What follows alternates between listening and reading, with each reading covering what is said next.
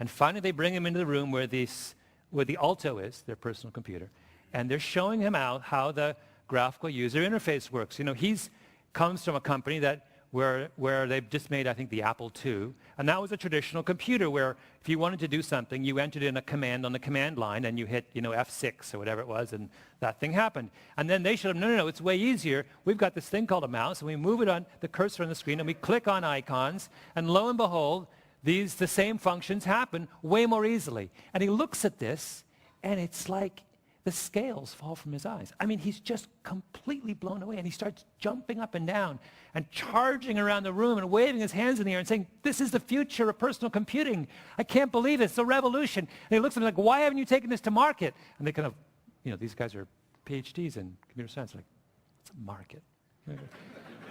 And he runs out to the parking lot, and he jumps in his, I'm sure it was a VW Beetle, and drives as fast as he can down the 101 back to Cupertino or wherever, and goes to see his engineers and says, stop everything, right? They were working on the Lisa at that point. Remember the Lisa?